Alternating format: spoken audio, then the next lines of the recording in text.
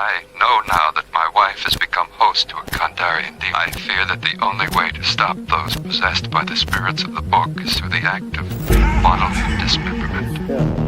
It's truly frightening. This is Because you're home. oh man, I got this.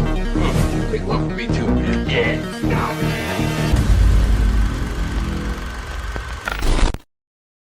What's up, horror fiends? Thank you for joining us. It's Three Corners of Horror here live on Horror Fiend TV. It's Thursday night, and we are being joined by the fourth corner tonight. Well, that's because this was her pick. Is she gonna Is she gonna feel good by the end of this, or is she gonna be crying? No, I'm just messing with you. Lexi, how you doing tonight, sweetheart? I'm doing good, work day shift today, so that's weird. But now I'm glad to be home, have my cup of coffee, and talking with you guys, my devilishly handsomes. Well, thank you for joining us. You're always joining us in the comments, so obviously we love that You're always on here for us. But tonight you're here with us. And then, of course, we've got the villain, my brother JR. How you doing tonight? The villain, man. Did this one deliver, or was this just another Netflix? We'll see. You know, drinking my coffee, so getting a little energized for this one. All right.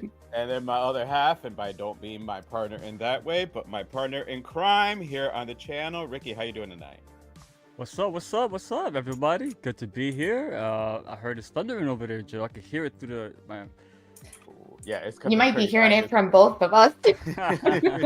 No, I'm exaggerating. I don't hear anything. I just in said that case. because... I was gonna light some candles, but I figured let me not tempt fate with the. Wait, listen, we got GR on this panel, so it's gonna be a lot of lightning striking for this one. So. Yes, you never know with that. And with that, I need forgiveness from my sins, but I need deliverance from the power of sin. I need forgiveness for the things that I have done, but I need deliverance for who I am. And this is Lee Daniels, The Deliverance. It stars Andra Day as Ebony, Monique as Cynthia, and the great Glenn Close as Alberta. And I can't wait to die. I probably have seen this. Actually, I've seen this movie like 3 times in like the last week, showing it with other people. So I'll be excited to talk about this. But before that, Rick. Hello, hi. Voices from the Mausoleum. Hey, Angel. Hey, Angel and friends. How are you? And I can't watch the whole thing because I haven't seen. Just want to know if this was worth the watch. Yes. There you go. Yeah. Yes. Also, if you make Lexi cry, I'll fight all of you. I'm a lover, love not her. a fighter, so... I love her. I'm not worried about that. Thank you, Angel. She can handle her own. She's a tough one. Hey, Mom. Mama Rose. Hey, Hello. Mama Rose. Mama is here. Thank you once again for joining. Lexi is big. Thanks. We can all agree to that. And we all cheer for big bottles of beer. Thank you, Ricky Van. And inspiring author JR. Bring it, lady. Yeah, my boy. You already got Hello, fighting in the Selena V. comments. Hi. Hello, Three Corners and Lexi. When you say 3 corners, you gotta say the 4th corner. So hello, And the 4th, fourth corner. 3rd, and 4th. Oh, that's okay. We get it. And of course, yeah.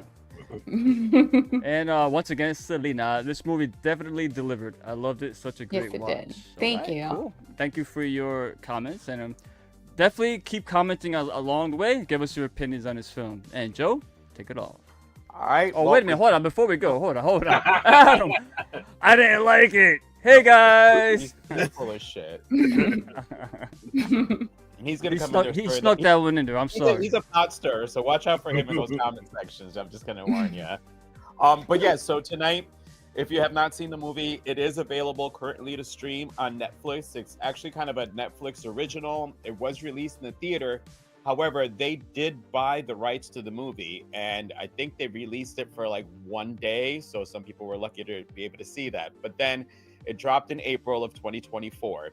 And if you didn't see this, it's gonna get ruined for you. But what the movie is about, well, a woman, single mother, presumably going through a divorce or a separation, moves her family to, I did miss that part, they were moving back to Philadelphia. Where did they move to? Pittsburgh. They're in Pittsburgh. Pittsburgh now.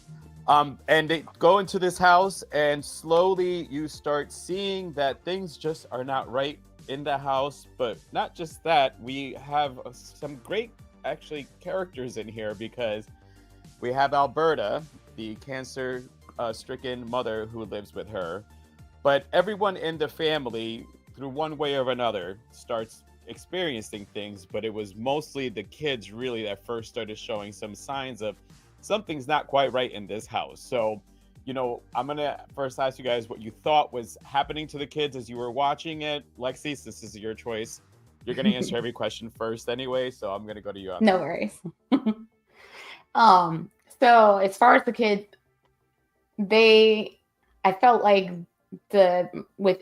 specifically with Andre or Dre, she kept saying Dre, and we'll get into Trey in just a minute, but she kept saying one of the other names. But anyways, the children were definitely, especially with Andre, just I'm so nervous. I don't know why. Because you put me on the spot. I'm getting ready to say, she like always messages, I'm cleaning and I'm watching the Deliverance. I was like, if anybody. Yes, you're right. I know, if anybody. You're right. I've seen it just as much as you have, like 100 times. But take a breath. No, I'm just gonna say with the Andre specifically, he freaked me the fuck out. I'm not gonna lie, because he had such a resting bitch face the entire film, and he did. He just had that nothing at all. But it was the way he looked, and he did. But I like the fact that Alberta was picking up on something being wrong with Trey, and the stuff he was doing in the house, like banging his head, talking about a little boy that he sees in the house. When it comes to Trey, and we'll dive into that in just a little bit. But yeah, it got really for me spooky with him specifically. I do like the fact that the spirit within him ties into his siblings, and that it was like a trifecta. And I just felt really bad specifically for the mom of the 3 kids, because that's a lot. They're in not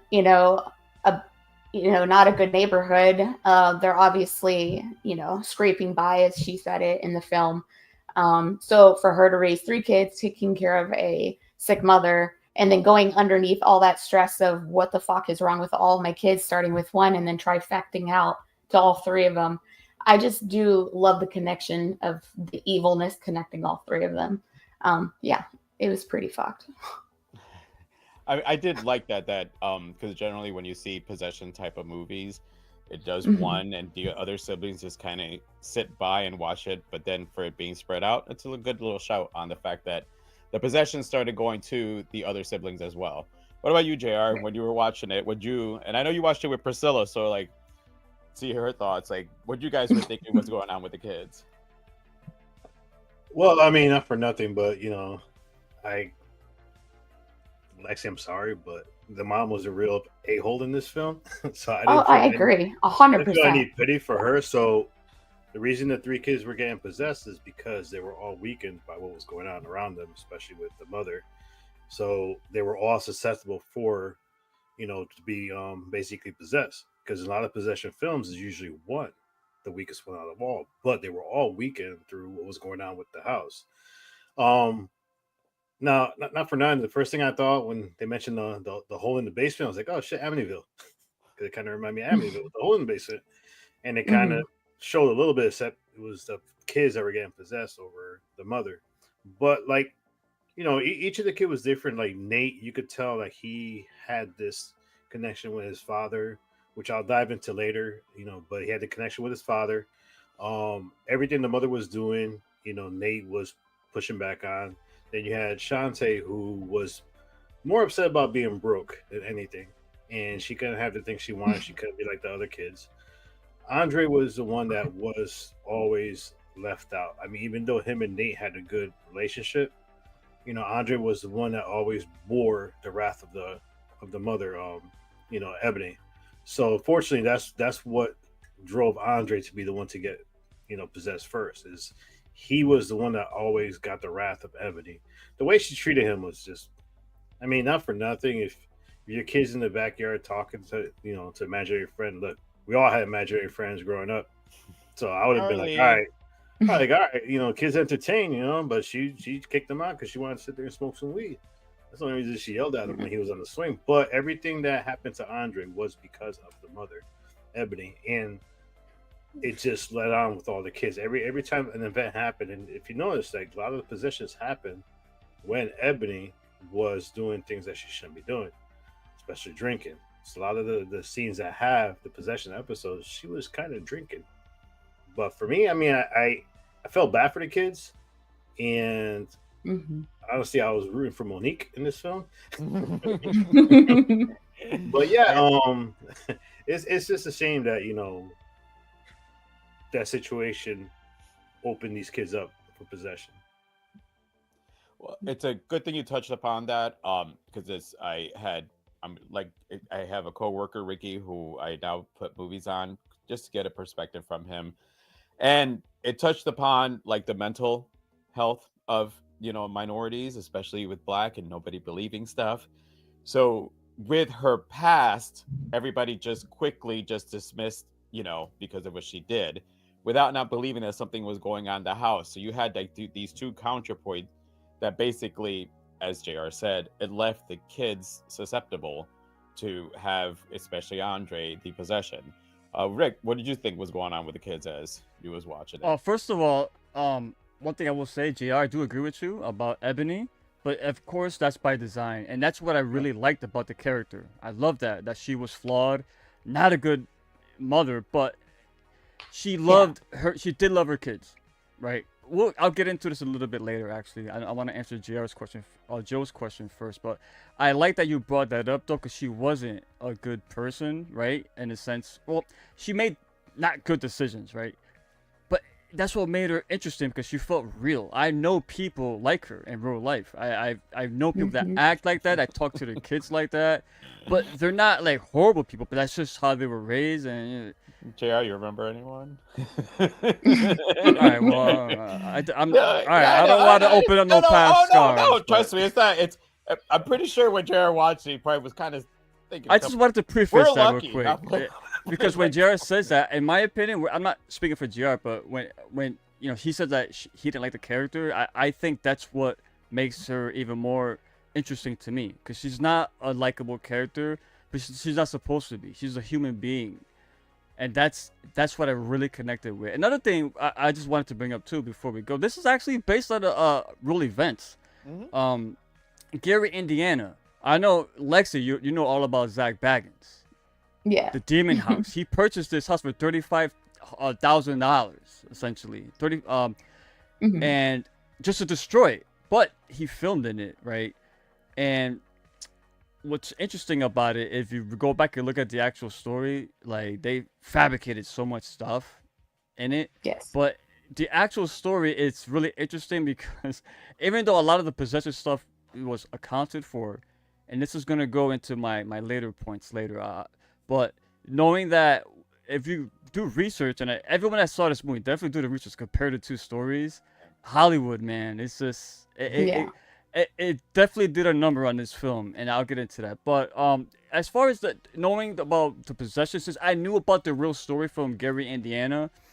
The Ammons, the Ammons haunting case, right? I think that's what it went by. That was in Gary, Indiana, not Pittsburgh. And the real life woman was Latoya Ammons. Her mother was Rosa Campbell, and this was 2011.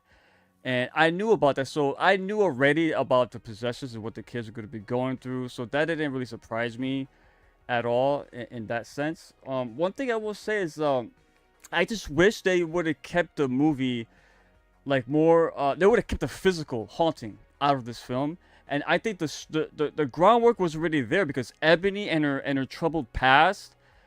And what is this word like?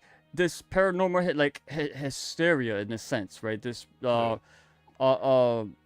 Jesus Christ, like a paranormal psychosis, where if somebody starts saying they seeing shit, it spreads, and especially when there's trauma involved. Because Ebony, alcoholism, right?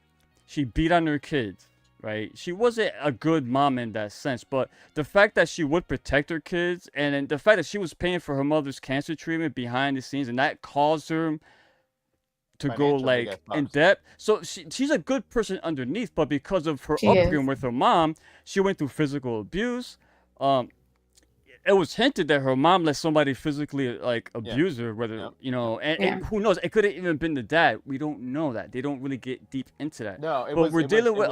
It wasn't the dad. It was. I know it wasn't, but they somebody- never yeah. really elaborated too much, so No. it could be left for interpretation. And the fact that he's an estranged dad, he's out, he's doing, he's a Well, military he was guy. the He's military in guy, yeah. Iraq. He's in Iraq. He was in Iraq. There you go. So the fact that they're dealing with all that trauma, and I would have preferred it if they would have kept it like we don't know if it was really a haunting or if it was this paranormal psychosis, this hysteria that spreads throughout the family. Because in the original story, there is no physical demons that showed up, but there is, just like Amityville, they got the bad smells, the flies all over the place. That stuff that come from anywhere, right? That could be explained. So that's why I knew going in about that, but I just wish they would have kept it grounded. And again, I'll get into this in a bit later, because I noticed this stuff the second time around. This is why I'm like bringing it up now, because it's fresh on my mind. But yeah, to answer your question, I knew what story was going to be going in, but now researching it, I wish they would have stuck. Like The Omen, for example, is such a good movie because we don't see a physical devil in this movie, right? It's left to interpretation whether, okay, did this really happen, or people just, again, I keep using the word like psychosis and hysteria. This is real conditions, and it could happen. And I think that's more interesting. But go ahead, Joe. You could go on your next point. I just wanted to get that out before I forgot. I'm gonna call you Ricky the psychologist now. Because Lexi knows, No, even before well, I no. saw this movie, I talked Yeah. about that Demon House movie. Yes. And I was Yeah. enamored, even though it was like hokey as shit, but it was still very interesting. So Rick's when this my movie- Ghost Adventure, Zach Bagans, Yeah. buddy. So when I saw this film, I was like, Rick, you need to watch this film. And I begged him like a million Yeah. times to watch it. And that's So I why I was saw happy it when he finally did. because of you, and that's why I was so into the story, because I knew the background going in already. So yeah, Joe. Same. Sorry. Well, I mean, okay. Basically, everybody's points are kind of valid coming from somebody degree here. There's a lot of psychological trauma that is basically generational at this point. Generational Right. trauma is something that still continues on, whether it comes from the physical abuse, the sexual abuse. It's something kind of, actually, it used to be more in the minorities, but it's started to be more spread out as it is now. And Ebony, it also gave you the story of a woman whose husband is in the military. He's gone. She can't call him for anything. He can't be there to help out for anything, The third house, yeah. Yeah. And then, yes, you have the alcoholism. You've got a single mom being left behind with 3 kids. And hello, JR, we're from a big family. And as kids get older, they're a more handful. So she had to deal with all this on top of a bitch of a mother who, found God and is now, because she's dying, looking for like some redemption. She had a lot on her hand. She was taking in a lot. And unfortunately, as in situations like that, she then just put it on the kids. And, she was trying to become a better person. What I did like is that as she was trying to become a better person, she still showed her flaws. When she came home drunk and, Alberta's sitting there, and that's when Alberta found out that she paid for the all her chemo. She said, before you say anything, I walked home. Like she's cognizant of that she fucked up, but let me not fuck up my situation even more. And when the neighborhood kid threw the rock at Oof. Nate.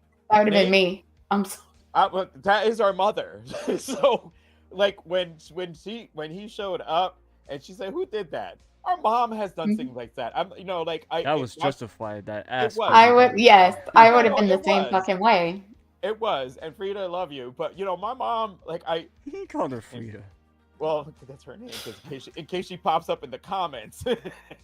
I kind of saw a little of Ebony, so the movie was very relatable in the sense of, yes, when you come in from a situation like that, And then the other part that I found that was kind of fucked up was as she's going through all this, and JR, I fucking loved Monique in this movie. And, you know, unfortunately, if y'all didn't see Precious, she was in Precious. And then there was whole falling out with her and Lee Daniels. She disappeared for a while, kind of blamed, you know, being blacklisted on Lee and Oprah. They made amends. What I fucking loved is that when Lee probably called her, she goes, listen, motherfucker, you made me the most hateable mother in the world when I did Precious. You made Mariah Carey my caseworker in that movie. Don't make me a bad mom here. I want to be the caseworker. No, I'm glad you brought that up because they did have a little bit of a fallout after the Precious film. But this role of the caseworker originally wasn't hers. It was Octavia Spencer's. She had to drop out, and Lee went to Monique and got her to join the. So I love that. Well, no, I just in my head. Yeah, you're right though. This situation is that she went that tension was going, there. Yes, not just on film, but behind the scenes. And if you didn't see Precious, I mean, she did it. There's reason she was winning all her awards, and she really, as a mother, was horrible. So you got the juxtaposition now of her being a caseworker, and I loved her character. When she was terrible at her job, though. No, she was good at it. No, she was actually good. She was, I mean, she was good at her job. She should have taken those kids a long time ago. Those kids they were beat the fuck up, and she did not take them. If that was a real caseworker, that's her job. Is if they see her, if they see that, they can't feel sorry for them. Right. Their job is to they're taking the kids. There's something going on. So let's be real. When did the kids get taken away? She was very charismatic, but let's not get in the way. I'm sorry. Hold on. When the kids were taken away. Shantae, was that the daughter? Yeah. Something like that. I don't know, when she called Cynthia, and that's when the kids got taken away. She's asked the kids about their bruises, and she's like, come, you know, like she basically sitting there going, she called the bullshit in front of them. So she, like, I feel, she did do her job. But remember too, who's the one that called the complaints about the kids having bruises? It was the dad. The dad put the complaint in the court system. Yeah. So, but like for me, the movie, it's a lot to do with Ebony and everything that she had dealt with, and then the cards that she's now having to deal with. You know, was she a good mother? No. Was she flawed? Yes. Was she the mother that is going to do what she needs to do, you know, in order for you to have food on your table? Yes. And my coworker Ricky goes, yeah, listen. They live in a house.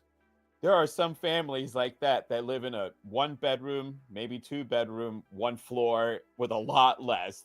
They weren't struggling as much, you know, because it also, like, I like the point of view of Shantae wanting the phone. It's a fucking iPhone. I mean, granted, when we grew up, they weren't around. I think pagers were around. Like, that's how old some of us are. Did our parents get us pagers? No. I mean, this was all shit you got on your own. But it did lead to the fact that, you know, a lot of it did tie to Ebony, and Ebony probably being kind of the source of some of what ended up happening in here.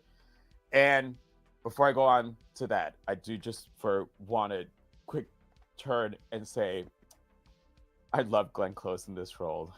Every time I kept seeing the movie more over and over. Yes, it did remind me of someone. You know what I'm talking about. I at first was like, you love that BBC, son. I was like, I'm like, I don't know about this, but when you watch it over and over, I'm gonna give that woman her props because she definitely played, and by no means do I mean any insult to anybody in this, but she played a white hood mama, grandmama at this point, right? When she's doing those weaves, she actually, because that's how good of an actress that she is, that she was able to pull it off. I mean, yeah. Like, so awesome. What do you think about Glenn Close as Alberta? Can I just get the comments though? We got like 13 comments. It's all right. My first thoughts was they were being possessed. Yeah, that was definitely in there. I liked it, but some of it maybe wasn't shot well.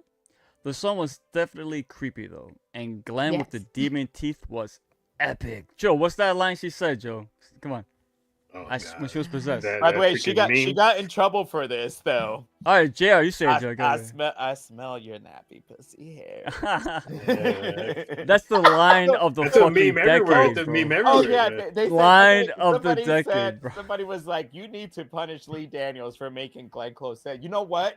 When she says that line, you're like, Yeah, it was a demon. Glenn It Close wasn't said Glenn that. Close. Well, no, I know, but you still got her to say it. JR, I think you sound like you are demonizing drinking. Kids No, are a lot. listen, I got kids. I'm not demonizing drinking, but the position she puts herself in when it comes to her kids was her fault. So it's not that demonizing. The position she was put in.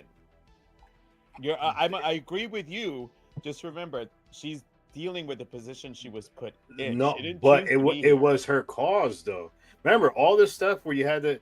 DCF doesn't get put into the family unless something's going on, and the fact that she was in prison too. She was in jail. She had a lot of issues. There was a lot of issues that her specifically, But she went and through what that's she was that. put in.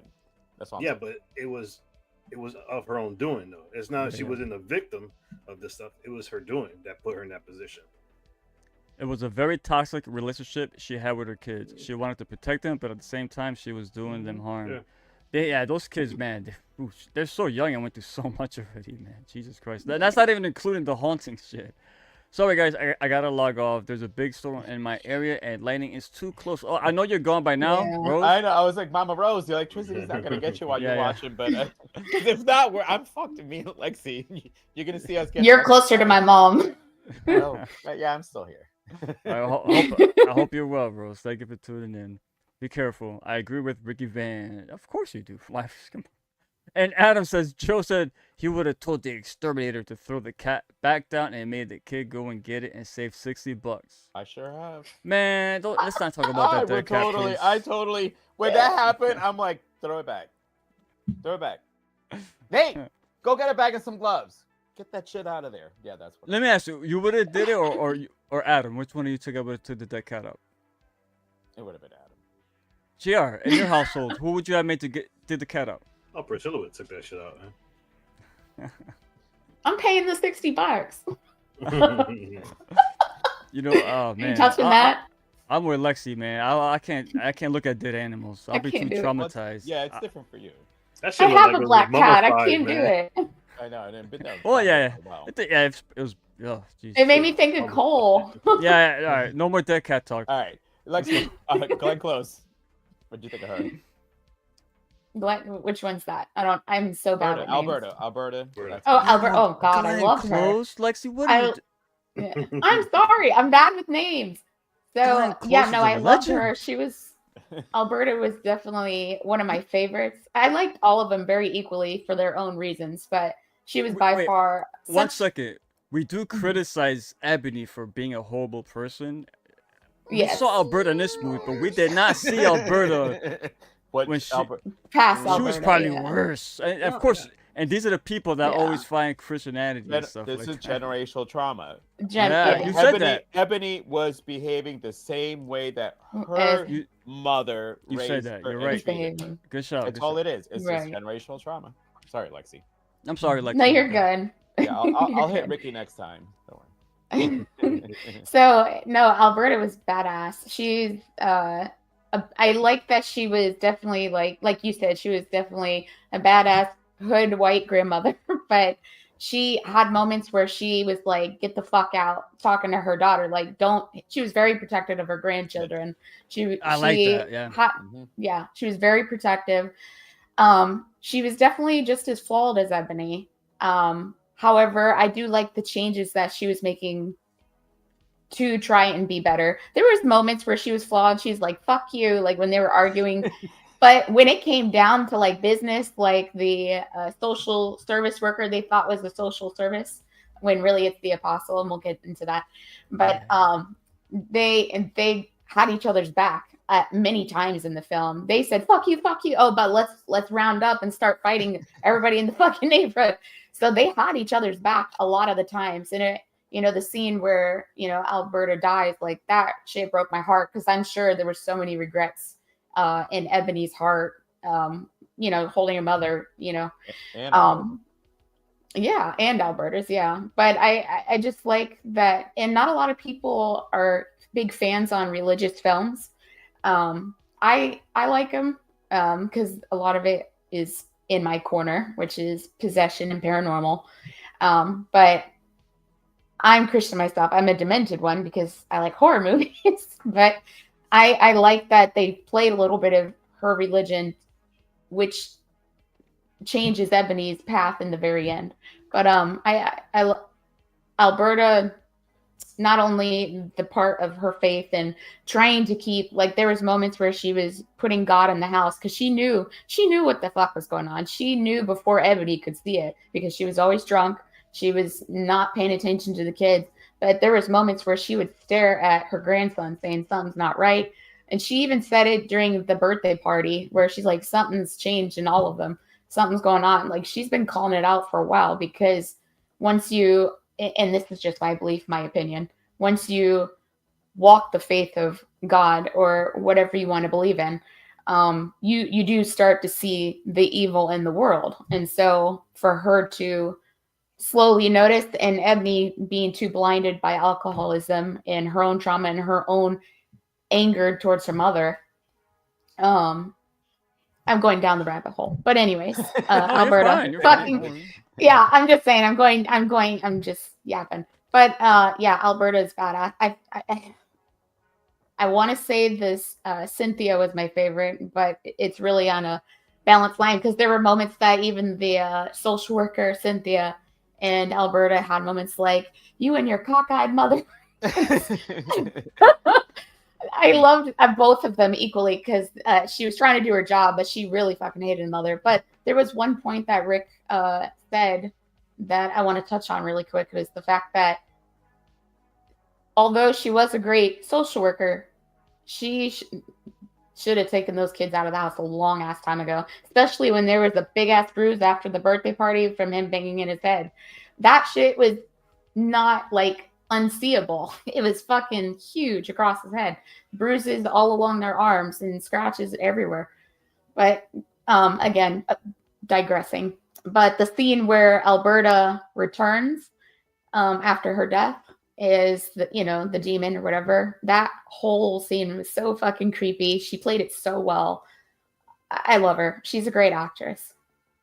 Yeah, I have to say, having to get Glenn Close to put on makeup to then be possessed, like, kudos to Lee for And then having give her pulled that this. one line too. Dude, that all her lines, because when she told her, All I of them. should have flushed you when you were You're a blood clot. when you were a blood clot. I'm like, dude, she is delivering some fucking liners here. They're just like, and again, I the love first that dynamic. the so first much. watch of this movie, Yeah. if you want, nothing against you, Lexi, but me, JR, and Ricky, we've seen Glenn Close in tons of movies from like all the way Right. to the 80s. I've seen her in other things. I suck at Probably names. not. Well, I'm saying probably not as much as we've seen her, but to see her to do this, it Mhm. was a welcome change, and it just goes to show you that as an actress, she wants to still try to do something totally different. But Rick, what do you think about Glenn Right. Close in this? Oh, I loved her character. She was my favorite character in the whole movie because again, Yeah. it's not the fact that she's like the one, that she's the one that really looked after the kids.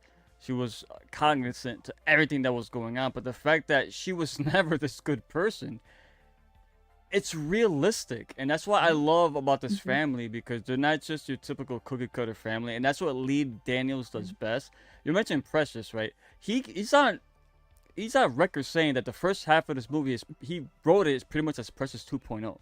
So he went I in can see there that. with this already in mind because he wanted a film mainly about the family. You know what I mean? Mhm. So Glenn Close, the fact that he decided to change the character into a white character and make Ebony biracial just to see that dynamic, that's brave because you don't see that often. And to cast an actress the caliber of Glenn Close for a role like this. And just real quick, No, go ahead. it gives another layer to Ebony's character. Yes. Being biracial, she probably went through, you're Yeah. not white enough, you're not black. I mean, like, Yep. Ebony, Right. shit was compounded on Ebony Mhm. on here. But go And ahead, that's sorry. what I loved about the Ebony character so much because she was this horrible character, but it's by design. And the fact that she's gone through what she did in the past, what she's going through now, and what she turns into by the end of the film. It's a nice journey to see. We don't get to see the prior stuff. We hear about it, but we understand why she is the way she is. But I love the fact that they add these elements of her having compassion towards her kids, to her own mother, and she spoke really bad. I can't even repeat half the shit she said. My mom would have killed Oh me my god! But at the end of the if day, I the fact- ever spoke to her that way. yeah, the fact that she did go in depth to keep up with her treatments because she didn't want her to get anything less than what she was already getting. It's great. But we're talking about, obviously, Glenn Close. Her character in this, man, was Omar Epps unrecognizable or Oh my what? god! I was Like, getting ready to Jesus say. Christ. I was waiting before. I was like, in case somebody mentioned, I was gonna lead in on the fact that Glenn Close was paid with a bad cue. Bro, I'm sorry. He bagged Glenn Close in this. Well, he wants, but Well, I'm pretty sure at this he state did. of her in her life, essentially within the context of the narrative of the film, it's great. I love how it's so unconventional, but at the same time, living as a minority, you see relationships like this. That's like, what the fuck? And that's why the movie resonated so much with me, because I grew up with so many of these characters. That's why I don't see Ebony as like this evil person. I see her as a fucked up, Me neither. flawed person. But how many people growing up in our situation, especially me for myself, I've seen this so many times, and I understand Ebony. And I understand. I'm sure JR does too. But yeah, hey man, Glenn Close was everywhere, from like the most, the Oscars of the Oscars movies. She was in the MCU, and now she's here. I love Glenn Close. So. All right, what about you, JR? What'd you think of Glenn on here? So these are the two opinions I got from two different people, and so this is my first, well, all right. First of all, she was a succubus, so she was a demon herself because she was picking up men every time she was getting chemo. Because that's what it appeared GR, like. thank you for bringing that up. What it You appeared are like, right. because Omar, the Melvin character wasn't the first, because the lady there, she's always doing this. She's always had her, boobs out and stuff. So she was a succubus. So Even sick, she's never changed as No. far as her men, because it was hinted. GR, you're right. Which is what Ebony She ran commented through about her mother. She got ran through a lot. Yep. As a mother, not in her youth, as a mother already. So Yep. thank you, GR. That's a good shout. yeah, so I asked my coworker, he's big into like horror movies. I was like, "Hey, did you see Deliverance?" I said, "We're actually gonna, review it tonight." I go, "What do you think of the Glenn Close character?" He goes, and I asked him, I said, "Could you rate it real quick?" He goes, "Man, I would give it a 4, but I gave it a 3.5. I said, "Why would you give it a 3.5? He goes, "Well, Glenn Close is up here, and the rest of the cast was like down here." So That's facts.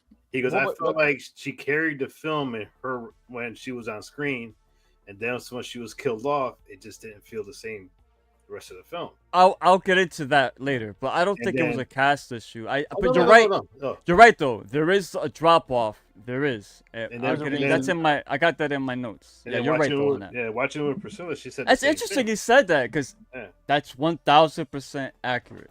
Yeah, I can Priscilla see said the that. same thing. She was like, her character was so good, but then the other characters didn't feel like they played their roles correctly.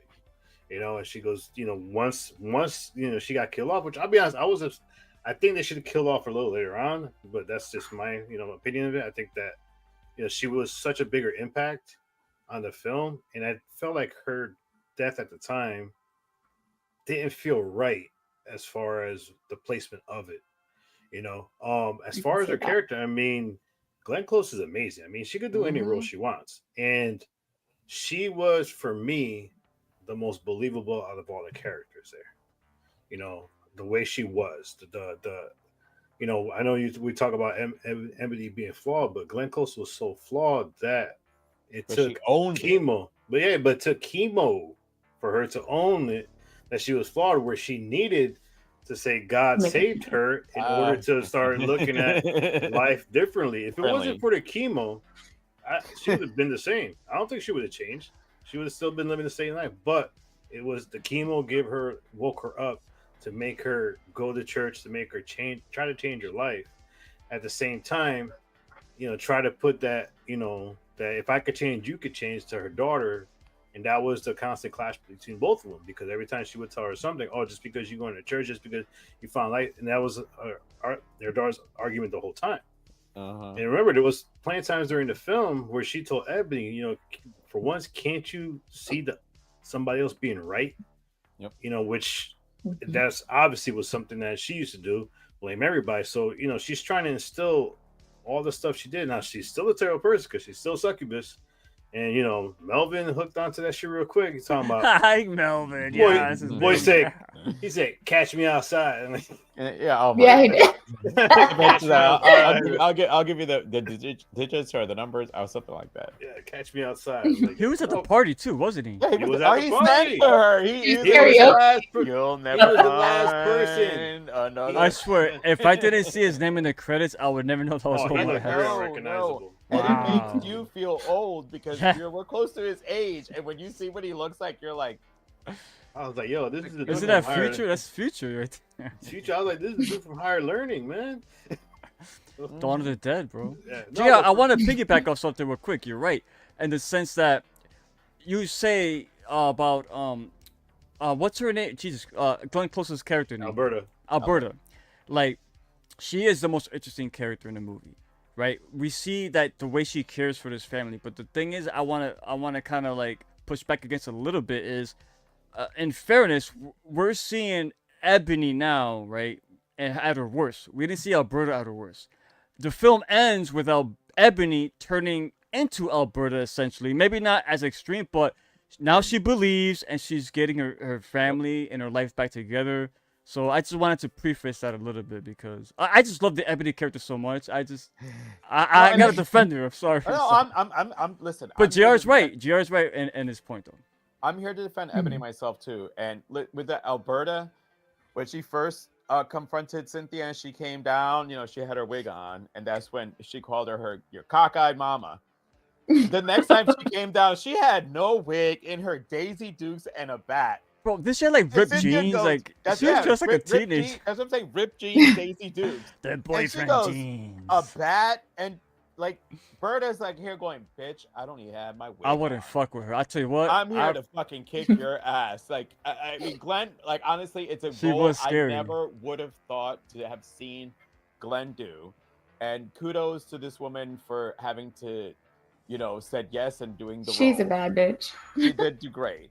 But so, I know the movie is this good that we're actually going normal longer than we do. It's just all good. Yeah, JR doing not JR, Joe doing a bonus question in there somewhere. I know. because we're Listen, still- we had Here it comes. to. Here it I comes. know. Here it comes. No, he already did. We had no. We I'm had assuming to, you did, right? that was it. That's the only bonus. We had to talk about Glenn Close's role. Okay, I knew it because But you know, as JR said, I don't mind. I don't mind.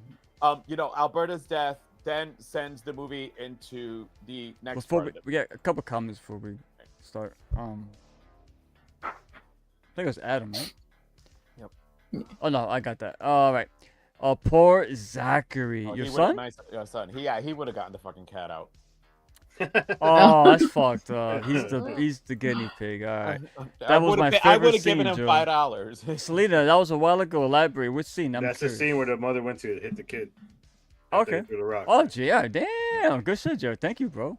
Monique was awesome. Yeah. Monique is awesome. I'm glad she was in this movie. She brought this levity to the film. It's a weird balance that she struck because she was a caseworker. Like so a devil's advocate. Yeah, you're meant to take it serious, but she gave it this lighthearted touch to it. I don't know what it was, but Is that it?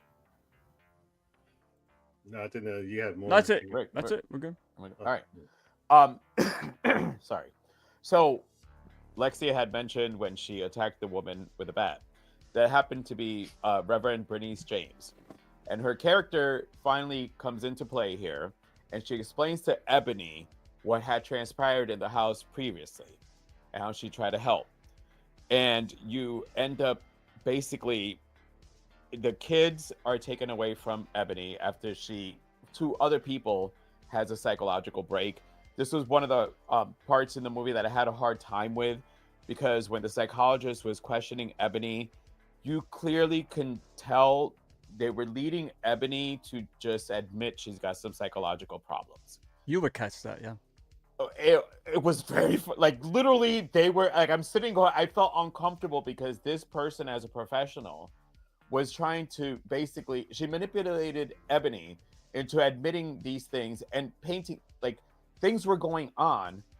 I wasn't hearing things because I'm not bipolar or schizophrenic, but the psychiatrist was trying to put a label on Ebony.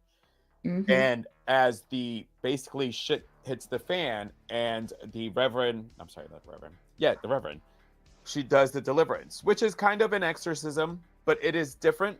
I think if I remember it right now, even though I saw it a bunch of times, like it's more like delivering God as opposed to expelling a demon. Yeah, it cuts out the middleman essentially. The middleman being the priest. Yeah. So you're the one Mhm. telling God, "Give me the power. I'm doing this." And I know so on here we don't have to go into unless you want to, honestly. But who was the one that needed the deliverance here? Was it Andre or was it Ebony? I'm going with you, Lexi, first. God dang it! I'm always last. Well, I mean, Lexi, I'm going to you next. Don't worry. I know my No, order. now, I Lexi, bet you before that it was probably JR, then me. It's always been that way. I mean, who needed the deliverance? Are you saying like who needs it more, or who? Because as this movie is leading on, and we all talked about it. There's two, you have everything that Ebony's gone through. Ebony could have been the conduit to what basically spread out to the family, or was it Andre who, because of all the stuff that he's going through in his family, he was the one that needed the deliverance? Because if you get to when you get to the end, it does kind of go a different little bit way. Real quick, Joe. It almost seems hold on. It almost seems like a double exorcism here. So, or double deliverance. Before we get into that, because we missed something very important. We didn't talk about it. And I think it deserves to get talked about briefly. Not a conversation, but don't forget that Dre is talking to another kid, Trey.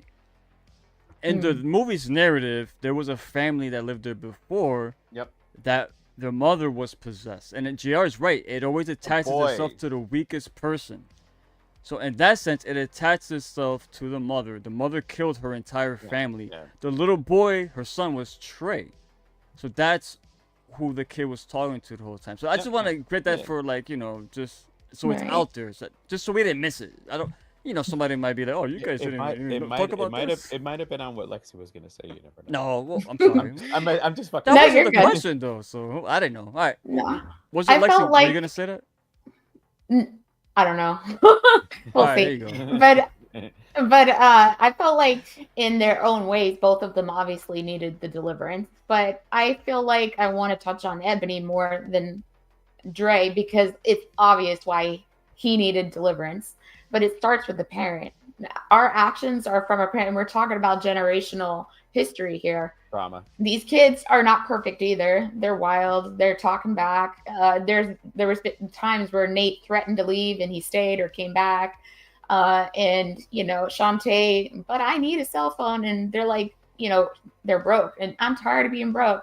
But you want all these things. And Dre just being a kid. She did get the phone because she loves her kids. Exactly. And then she got the payment at the end because Mama showed her ass. So, but I felt like this entire film is definitely more about Ebony's journey in finding God, which is what her mother, her basically her death wish is to find God. And so it again starting.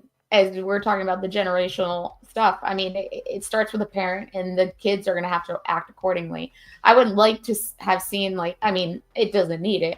That's not what I'm saying, but I would have loved to seen what their future entailed after Ebony makes the change. And because I know they touched a little bit about, me and your dad are getting back together. I guess he returned from war, I guess. Yeah. I don't know. But I liked that it ended on such a positive note because I felt like she was at her wit's end. She was at her, her bottom, rock bottom, losing her kids, losing her mother, losing herself. She doesn't know what to do. And the apostle coming to help her near the end ends up dying. And all she could do is scream Jesus.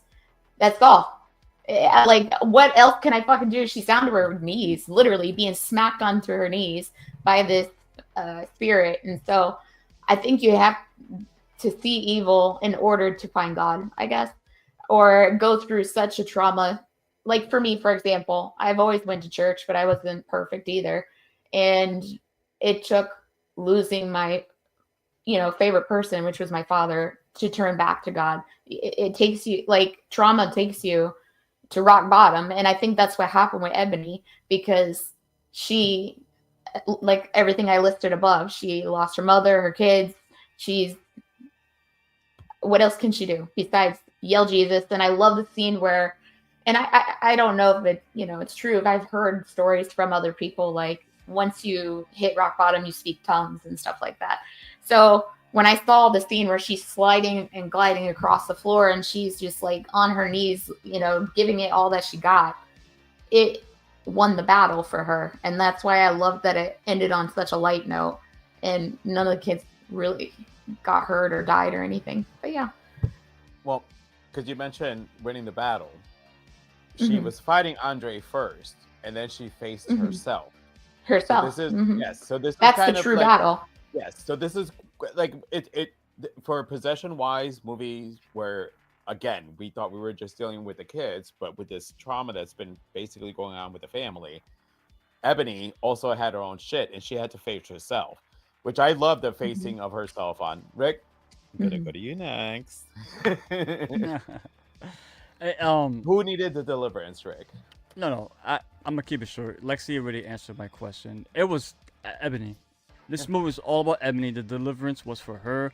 It was a way for this character to just get all this past trauma behind her. Her mother, unfortunately, she's gone, so she's out of the picture. She doesn't have that reminder anymore. Now she has only her kids to worry about. She gets, somehow maybe they locate to where their husband or her husband, where he's stationed. Maybe that's where they're moving to, so they could be together. We don't know. But at the end of the day, like you said, it ended on a high note. But it was a way to move past her trauma, leave it in the past, and it's all about her family now, her kids, and fixing her relationship with her estranged husband because he was deployed. But now they're gonna finally stop moving from place to place. They're gonna settle down and start all over again. That, to me, that was the whole point of the film. The deliverance wasn't just about removing the demon from the boy, anything like that. It was a way to get this Ebony from point A to point B, and it's just a journey along the way. Lexi, there was something you had mentioned earlier. God dang, I forgot what it was, and I was gonna elaborate on it, but I forgot. So GR, Job, sorry, anyone, go ahead. The other part, I don't know, when you guys give it another rewatch, because there's another part that I picked up on this last rewatch, is the fact that when Ebony was basically hitting her head onto the ground, the demon was looking at her going, what the fuck? So the moment she bashed her face on the ground, that was Ebony doing that to herself, punishing herself for what she had done. Because the demon was not making her do that. So the next day when you saw her that bruising, I again, guys, Lexi, you've seen it a bunch of times. That's what I took from that. That it was the demon was looking at. I thought it was the demon, and I watched it again today. Look again, because when she's doing that, the demon's like, "What the fuck?" I thought she had a weird look too, but I didn't think anything of that. It was because the demon. What are you saying? She was doing it to herself. Ebony punished herself in that moment. Ebony, right. Like she might have been thinking, because at that point she was kind of losing the battle. Right. And she punished herself, and then she gets on her back, and the demon puts the other Ebony puts the foot on her throat, and that's when she slowly starts dying. But literally watch that again, and right before that, the demon looks really fucking confused when she's bashing her face into the fucking ground. Hold on, I'm sorry, before you throw the I remember real quick. You mentioned when Ebony was speaking in tongues. Now, I saw an interview with her, the actress, Andra Day. That's what it is. Yeah. I'm sorry, Andra Day. Andra Day. Her and Lee Daniels were talking, and that was actually all done on the spot, not scripted, not verbatim. She was literally speaking in tongues, because Day is actually really a spiritual person. She is. Her first song that she released is "Rise Up." Yep. It is Rise Up. Yeah. Yes, and So so if you she ever is wa- a very religious person. so Yeah, yes. I didn't know that. So when you watch, if you ever watch it again, when you see that scene, like even they told him, "All right, do you want to do this again?" He's like, "No, why would we do this again?" No. That was real, The only authentic. word you She understood was was channeling that. Jesus. Yes, she With- was Yeah. channeling. That was really her in the moment, talking to God or whoever. That's That was religion and God. authentic as it could be, and he wanted that on film, and he That's kept it in awesome. there. So yeah. All right, good. I totally forgot what the question was. Sorry. I'm sorry. Who needed the deliverance? I had a thought there and then just kind of. That- I'll just keep it short. Ebony. That's all I'm gonna say because y'all took it. Y'all said everything. Oh, you're not upset, are you, man? No. Are you I'm mad? sitting there like. All right. I know. All right, That happens to me too. That's why if I don't say nothing, I'll forget. That's why. I got goddamn. I'm sorry, moderator man. keeps taking I all the didn't- points. I'm sorry, man. Oh, it was not that. I'll admit this has been one of the, as our conversations when we do this, this has been a very more like. My bad. Yeah, well, I'll smack him later on. Don't worry. No. He's right. He's Rick, right. You're on it too, bud. Me too. Oh, I know. But I'm the Yes. host, so I can. But anyways, all right. So we'll go ahead and go into our closing thoughts and our rate. If this is the first episode that you're watching, we rate it 1 through 5. With that, Lexi, you're up first. For me, it's a 5 because not only maybe I'm being biased, I really do really like it, but I love that this film was completely different to all our points with the feel of the minority, the biracial, the family dynamic. Where I mean, we've seen I don't know how many possessed films in our time where it's the families together and they hire priests and they had nobody, they had each other and DCF on their ass, and so it was a complete different dynamic. And for Ebony to have no one believe her, because there was many times where she looked at Cynthia and said, "Why don't you fucking believe me?" And it took seeing her son crawl up backwards, which probably one of my favorite scenes, up a wall, which I think that was one of the only true I was scenes. waiting for and somebody correct to me if say I'm this. wrong. I was waiting for somebody to talk about that scene. Actually, I thought I was like going. I'm gonna fucking JR should remember the scene, so hopefully he'll say it. But go ahead, Lexi. I forgot the rest of my point actually. About the kid jumping on the wall. The what dropping on the wall? Oh my God, Trey jumping on the wall. Oh, I thought you Cynthia. said dropping on the. I was like, what? Jumping. Yeah, Trey going backwards up the. It took her to see that to believe Ebony. So, I don't know. I just like the entire dynamic of all characters. They all did great. Alberta's a bad bitch. She's definitely my favorite. But I also liked Monique, who was also my favorite because she was the devil advocate in the balance of the film. Although she had her flaw moments. My favorite scene, which I want to touch on a little bit, was the conversation she had, black woman to black woman.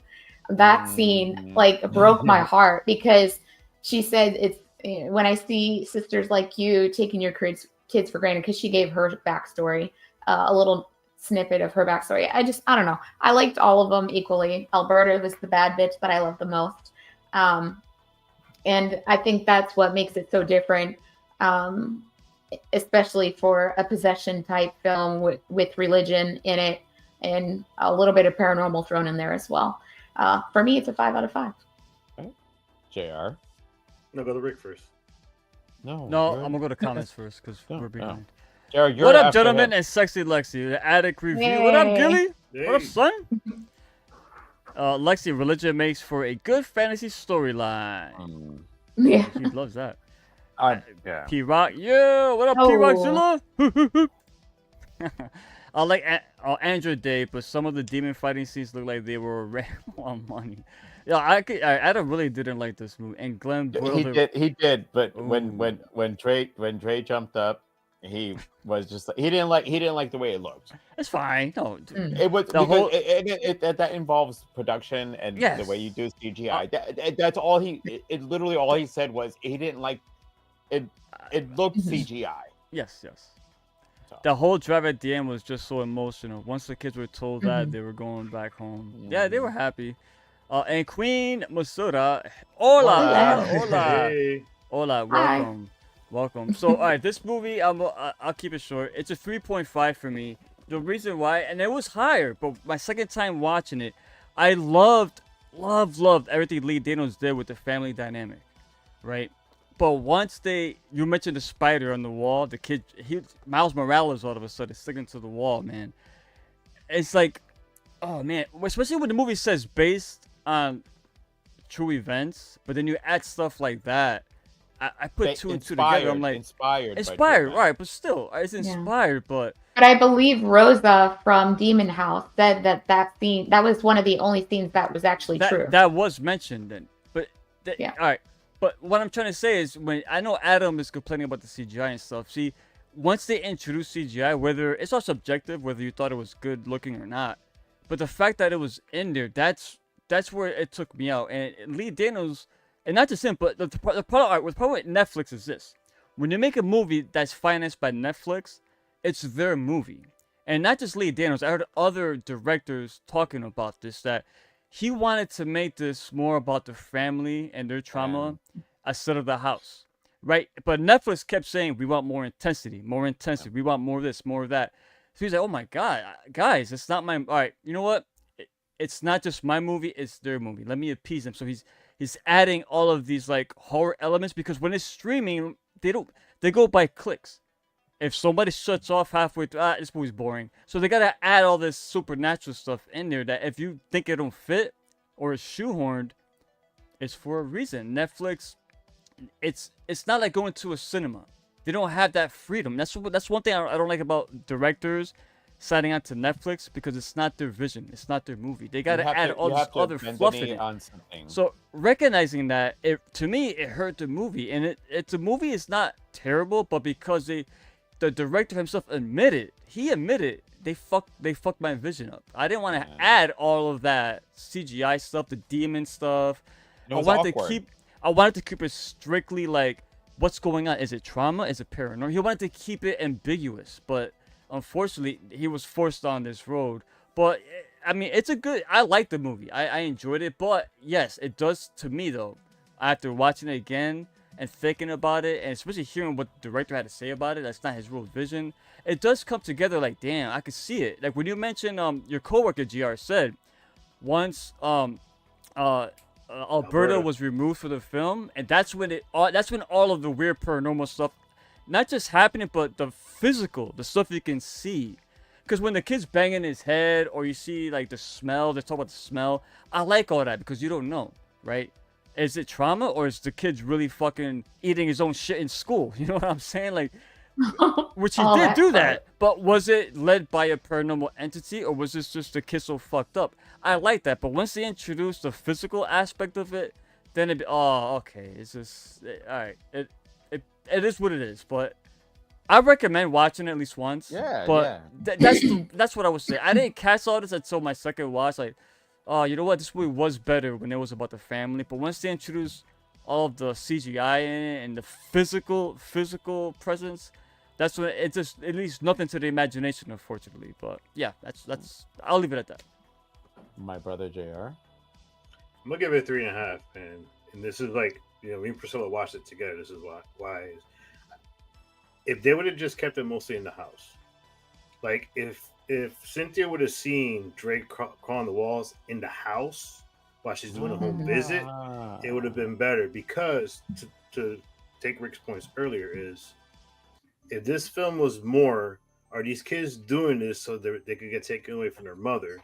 Are they lying in order to? Are they making like that film we seen? Oh my God, what the hell was the name of it? Where the girlfriend stood with the kids in the house? Oh, The Lodge. The Lodge. Like where they fucked with her. They actually like did this shit to fuck with her. So if they would have did it that way, the film would have felt. Now you had Priscilla's take on it was he had a lot of potential, but something just didn't fulfill it. And I think if you would have taken that role of let's have everything in the house, because I agree. I'm sorry. If you see a kid crawling in the wall, first of all, you fire the orderly who strapped him in. I would have ran. And then there's cameras when a child's being in the hospital. So for the cameras, no cameras in there to pick that stuff up. There was some stuff that once it got out of the house, it was less believable as if it was in the house. And then to talk about that apostle lady, I'm sorry, I wouldn't have hired you because you try to save the family and you failed. So you're gonna fail this time, and she failed miserably. Thank you. And when I talked to my coworker too, I said, man, he mentioned it. He goes, the minute the apostle was involved, because the movie took another hit for me. They should have just left that completely out, because you would rather have the fact that the Ebony character Alberta went to the church she goes to get somebody to come to her house to do an exorcism or a blessing of the house, and that failed her. Then she died, but then you get some apostle to try to do the same thing, and she failed miserably. It just, I think it would have had a bigger impact if Alberta would have went to the church with Ebony to try to get help, and then Ebony feels at that point, because she said it, that she called out for him plenty of times and he never listened. So there was a lot of things they could have put into play for that final scene to be more epic, because it was her fighting herself the whole time. It had nothing to do with Andre, as far as your prior question about the deliverance. It was all about her. And if all these things would have been secluded more to the house, where you're going to have more doubts of people. Now, the other thing I think they could have did, and this kind of pissed me off when I was watching it, is I like possession films when you have different names of demons. Once it's just the devil, it just feels like lazy to me. Because a lot of the films that are different, our possession films are different. Are different demons, and that makes it more intriguing because they're different demons. This one's like the devil. I'm the devil, even though at one point it said we. Now, when a demon says we, the demon is legion. There's more than one. So there was a lot of confusion in that thing. All right, so you're saying legion, then you're saying the devil. So I feel like they left too much. I like ambiguity, but I feel like in this film, if you're going to do something about previous family that lived there should have been more history dug into that family. I mean, because they left it too vague, to the point that when the apostle said it, it didn't feel like it was carrying much in the film. Because we're told about Trey, and then it's not about Trey, and then it was just like too much back and forth. I think if they would have stuck with let's do it in the house, let's do it to the point where we make Cynthia a more integral character, where every time she visits, she doesn't believe the shit that was happening. Not for nothing. You got Andre sitting there because some heavy shit fell on his freaking ribs, and he's like this. And that doesn't get questioned either. Why are you slumped over? Oh, no. Oh, he said playground. He goes to playground. He goes to playground, but she's like, the playground beat him up. But she would have lifted up. A normal social worker would lift up his shirt to see the bruises. And that's why I said my earlier statement. Yeah. So there was this. Yeah. This movie had a great amount of potential. I think, like from what we're saying, Netflix getting involved. There was certain things that I think they could have tweaked to make it more grounded. And I would have loved the fact that they would have put it to the point where, are the kids doing this shit to make their mom even more crazier? Or is there something really in the house without having to have the physical elements happening? Thank you. Yes, sir. So 3.5 for me. All right. Before I get into mine, you got any last comments? Yeah, a couple. Not much. Don't kill me, Lexi. Diane, no, you're good. Bro. Hello, what up, Diane? What's good? Hi. Hello. And okay, just a repeated comment. Yeah. No, you guys are good. You're entitled to your opinion. Well, that's why we do this. No, the reason why I said, because I like this so much that imagine what it could have been if Reed Daniels was left without anybody telling him how to rank his. I loved hearing your guys' points though, because there's a lot. I'm like, oh yeah, and I've seen it a jillion times, but to hear your guys' thoughts is really awesome. The biggest question mark in the film was the husband.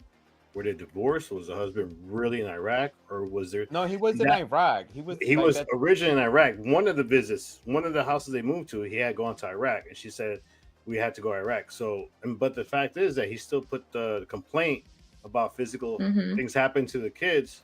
And if he was in Iraq, they wouldn't be calling him so much. Exactly, he still kept in touch with Nate. So there was a lot of stuff. Sending him money. Yes. Well, those are potholes out there. I mean, I'm gonna give this a 4. I've seen it, especially in the last couple days, a lot of times.